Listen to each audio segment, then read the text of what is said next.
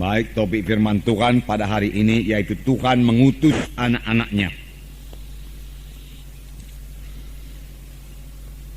Tuhan mengutus anak-anaknya tertulis dalam Kisah Rasul pasal 13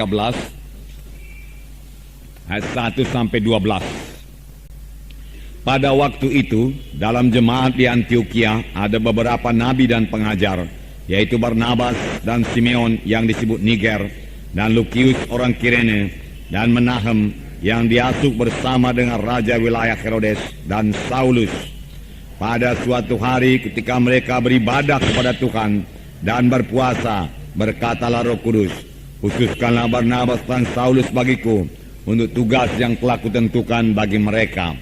Maka berpuasa dan berdoalah mereka, dan setelah meletakkan tangan ke atas kedua orang itu, mereka membiarkan keduanya pergi. Oleh karena disuruh Roh Kudus, Barnabas dan Saulus berangkat ke Selukia, dan dari situ mereka berlayar ke Siprus. Setiba di Salamis, mereka memberitakan firman Allah dalam rumah-rumah ibadah orang Yahudi, dan Yohanes menyertai mereka sebagai pembantu mereka. Mereka mengelilingi seluruh pulau itu sampai ke Pafos. Di situ mereka bertemu dengan seorang Yahudi bernama Bar Yesus. Ia seorang tukang sihir dan nabi palsu. Ia adalah kawan gubernur pulau itu, Sergius Paulus, yang adalah orang cerdas. Gubernur itu memanggil Barnabas dan Saulus karena ia ingin mendengar firman Allah. Tetapi Elimas, demikian namanya dalam bahasa Yunani, tukang sihir itu, menghalang-halangi mereka dan berusaha membelokkan gubernur itu dari imannya. Tetapi Saulus yang juga disebut Paulus, yang menusnap dia dan berkata, "Hai anak iblis, engkau penuh dengan rupa-rupa tipu muslihat dan kejahatan. Engkau musuh segala kebenaran. Tidakkah engkau akan berhenti membelokkan jalan Tuhan yang lurus itu? Sekarang lihatlah, tangan Tuhan datang menimpa engkau, dan engkau akan menjadi buta beberapa hari lamanya. Engkau tidak dapat melihat matahari." Dan seketika itu juga orang itu merasa diliputi kabut dan gelap, dan sambil meraba-raba ia harus mencari orang untuk menuntun dia. Melihat apa yang telah terjadi itu, percayalah gubernur itu, ia takjub akan ajaran Tuhan. Sini dikatakan, jemaat di Antioquia dipersiapkan Tuhan untuk mengerjakan pekerjaan Tuhan dalam menjangkau jiwa-jiwa yang bukan bangsa Yahudi yang berada di bawah kekaisaran Romawi. Dan Tuhan memakai Paulus untuk ini, saudaraku. Saudara mengetahui riwayat sidang Antioquia ini. Riwayat sidang Antioquia ini bukan dimulai dari rasul-rasul yang menginjil. Tidak. Tetapi dari anak-anak Tuhan yang tersebar karena aniaya. Dari anak-anak Tuhan yang tersebar ini, saudaraku, ada beberapa orang Siprus, orang Kirene, yang bicara kepada orang Yunani, yang bicara kepada orang Antioquia. Dan orang Antioquia, saudaraku, menerima Injil tersebut. Dan saudaraku, berdirilah sidang Tuhan di Antioquia. Dan kabar ini sampai ke Yerusalem. Lalu saudaraku, sidang pusat di Yerusalem mengutus Barnabas, saudaraku, ke Antioquia. Sesampainya Barnabas di Antioquia, ia bersuka cita dan menasehati orang Antioquia supaya tetap mereka dalam Tuhan. Tetapi Barnabas, saudaraku, melihat pekerjaan yang begitu pesat di Antioquia, lalu dia mencari Saulus, dan berdua mereka mengajari anak-anak Tuhan di Antioquia. Hasilnya yaitu setelah setahun mereka mengajar sidang Tuhan di Antioquia, maka di Antioquia lah orang-orang yang percaya itu mulai disebut Kristen, orang Kristen. Tetapi Tuhan tidak berhenti bekerja, saudaraku. Tuhan mau sidang itu bertambah-tambah dewasa, dan Tuhan kemudian melengkapi sidang di Antioquia ini. Firman Tuhan berkata dalam buku Efesus pasal 4 ayat 11, Tuhan memberikan rasul-rasul, nabi-nabi, guru-guru, pengajar-pengajar, dan penginjil-penginjil. Dan Tuhan telah melengkapi sidang di Antioquia ini.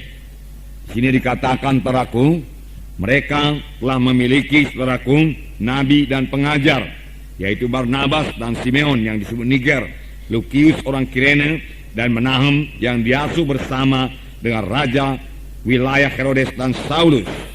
Nah, pada waktu mereka beribadah kepada Tuhan dan berpuasa, berkatalah Roh Kudus, khususkanlah Barnabas dan Saulus bagiku untuk tugas yang telah kutentukan bagi mereka. Jadi saudaraku, sidang jemaat di Antioquia ini telah dilengkapi Tuhan dengan beberapa nabi dan pengajar, dan Roh Kudus memimpin jemaat itu.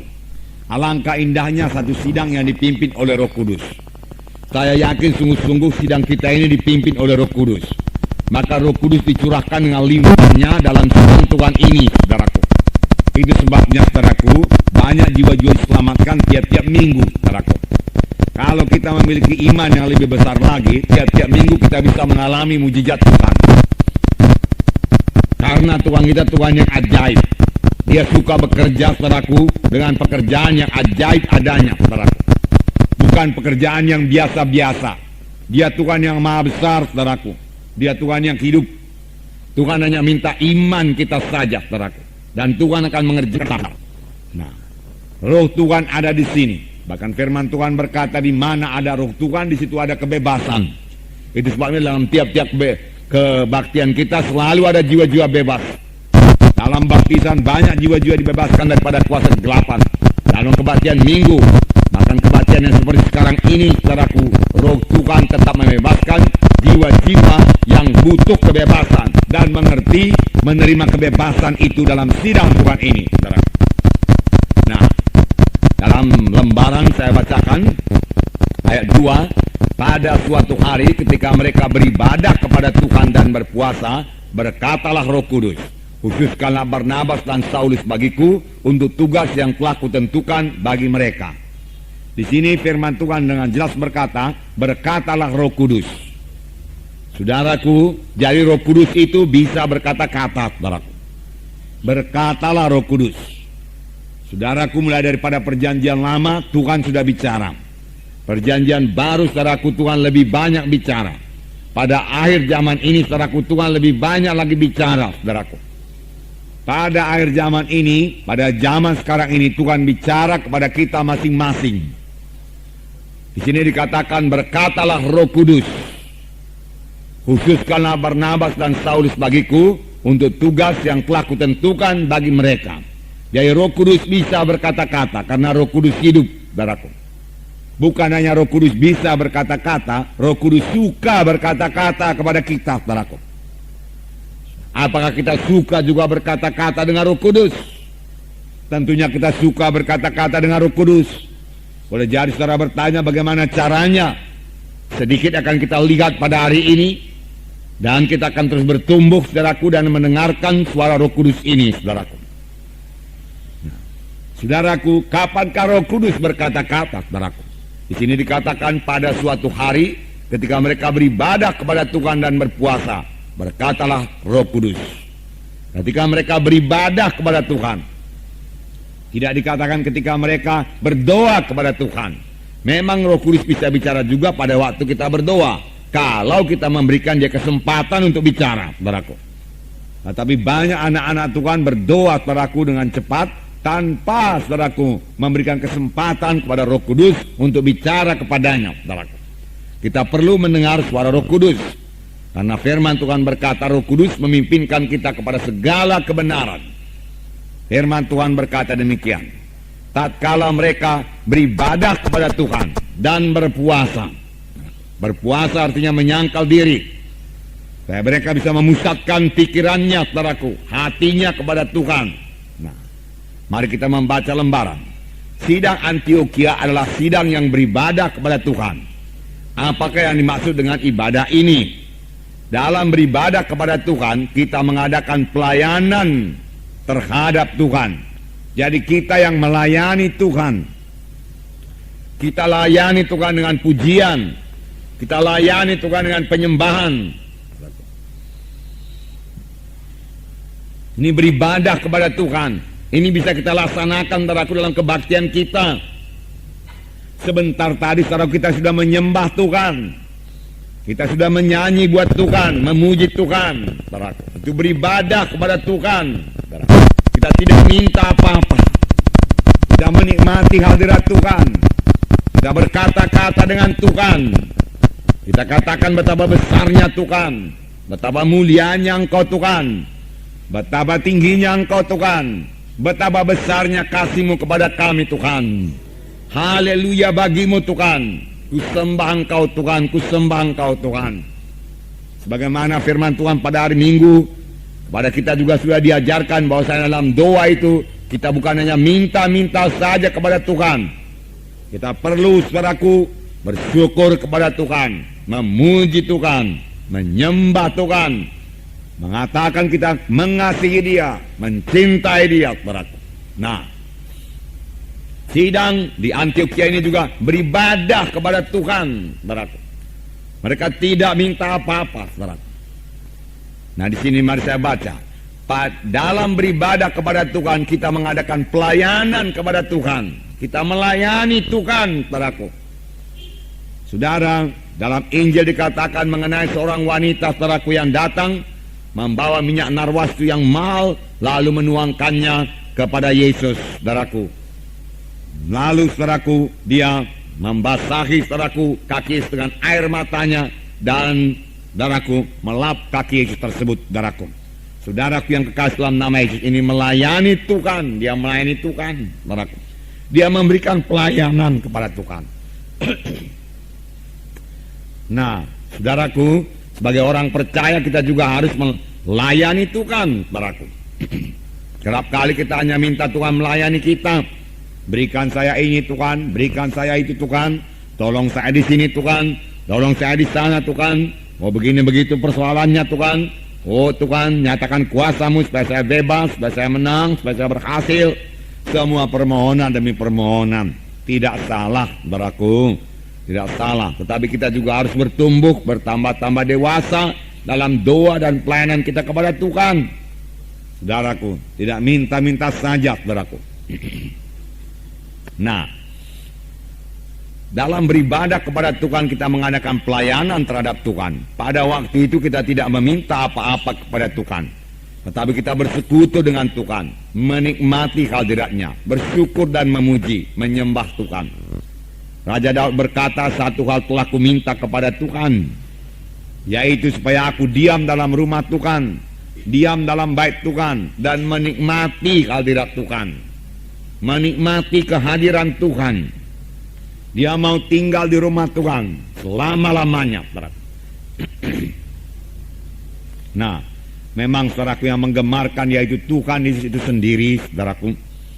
Ada satu hamba Tuhan, kalau saudara baca bukunya Sadhu Sundar Singh, saudaraku, dia berkata, kalau di sorga tidak ada Yesus, bagaimanapun indahnya sorga itu, saya tidak usahlah ke sorga, dia katakan. Karena hanya Yesuslah kegemarannya, saudaraku. Nah, memang Yesus juga menjadi kegemaran kita. Itulah sebabnya ia perlu mengasingkan diri dari keramaian dunia ini untuk bersekutu dengan Tuhan. Seperti sidang di Antiokhia. Pada waktu mereka beribadah kepada Tuhan, mereka mendengar suara Roh Kudus. Nah, mereka mendengar suara Roh Kudus. Tapi kalau kita teliti, saudaraku, mereka juga penuh dengan Roh Kudus. Saudaraku. Sidang Antiokhia ini penuh dengan Roh Kudus.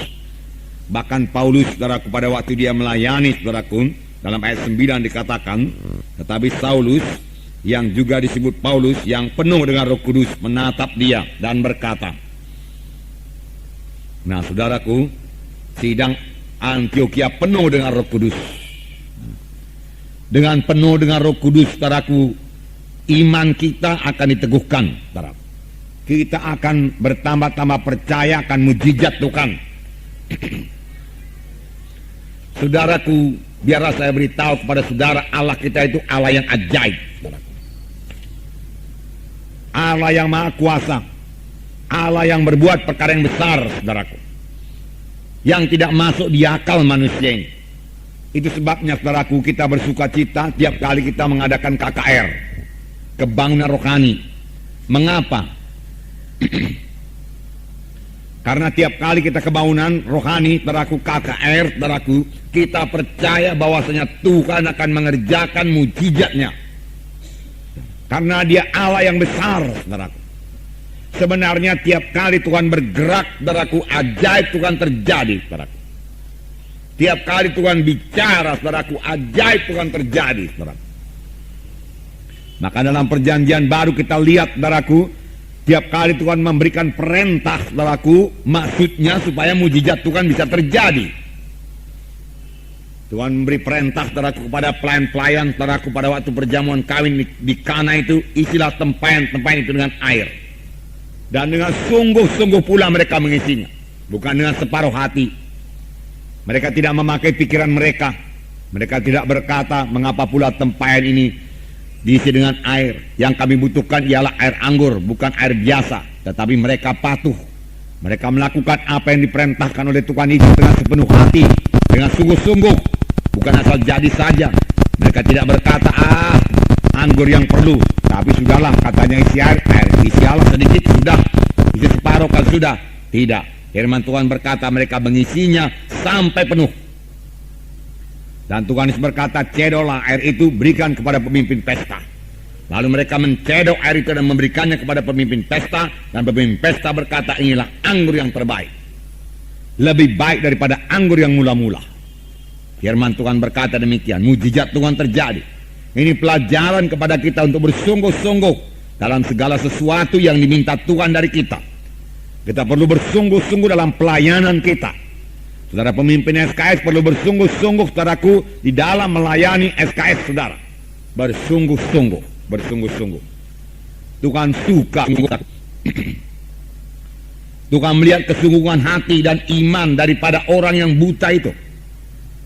Setelah Tuhan mengoleskan, saudaraku, tanah liat yang dibasahinya dengan ludahnya itu, dia menyuruh supaya membasuhnya di kolam Siloam yang berjarak, saudaraku, 5 km, saudaraku, dari tempat Yesus membuat tanah basah dengan ludahnya itu. Itu memerlukan usaha yang sungguh-sungguh, memerlukan iman yang sungguh-sungguh, saudaraku. Dia tidak berkata, Tuhan, kalau Tuhan mau sembuhkan, sembuhkan aja lah. Mengapa sebenarnya Tuhan berbuat demikian, saudaraku? Mengapa Tuhan tidak sembuhkan saja, saudaraku? Mengapa, saudaraku, Tuhan menunggu lagi, saudaraku, 2 hari, saudaraku, pada waktu Lazarus sudah sakit, ngomong mati, lalu dia jumpa Lazarus sudah mati. Mengapa, saudaraku, Tuhan menyuruh Petrus bertolak ke tempat yang dalam, lalu labuhkan jalamu, tebarkan jalamu. Tuhan berkuasa di pinggir raja pun, saudaraku. Tuhan berkuasa memberikan ikan-ikan, saudaraku. Saudaraku, mengapa pula mesti ke tengah dulu, dayung dulu, saudaraku, ke tengah. Kemudian Tuhan Yesus berkata, taburkanlah jalamu, Petrus. Petrus sungguh-sungguh, walaupun akal Petrus, saudaraku, tidak bisa menerimanya. Petrus berkata, Tuhan, kalau menurut akalku ini, Tuhan, tidak mungkin dapat ikan. Karena aku sudah dari kecil nelayan di danau ini, Tuhan. Ini bukanlah waktu yang tepat menangkap ikan. Kami biasa menangkap ikan pada waktu malam hari. Sepanjang malam pun tidak dapat apa-apa, apalagi pagi hari, Tuhan. Tetapi karena Engkau berfirman, tetapi karena Engkau mengatakannya, walaupun tidak masuk di akalku, aku kerjakan dengan sungguh-sungguh. Karena Engkau, Tuhan, tidak pernah berkata dengan sia-sia. Ini dia, Tuhan, kutaburkan jalaku. Lalu dia taburkan jalannya dengan sungguh-sungguh. Jala itu penuh dengan ikan, sehingga dia menggapai perahu-perahu lain supaya datang menolong. Saudaraku, mengapa Tuhan bekerja begitu, saudaraku? Mengapa tidak diberikan saja ikan? Nah, Petrus, aku maha kuasa, aku ajaib adanya, penuh perahumu dengan ikan. Kenapa, saudaraku? Karena Tuhan, firman Tuhan berkata, tanpa iman mustahil. Kalau tidak punya iman, tidak mungkin berkenan kepada Allah. Saudara mau memperkenankan Tuhan, punyailah iman. Saudara mau Tuhan berkenan dalam pelayanan saudara, punyai iman. Punyai iman. Saya percaya waktu kita KKR di Siantar itu dan hujan turun, saudaraku, Tuhan berkenan pada waktu kita memiliki iman, waktu kita menyetop hujan itu dalam nama Yesus. Punya iman. Tuhan bekerja, saudaraku, dengan pekerjaan yang lebih ajaib yang bisa dipikirkan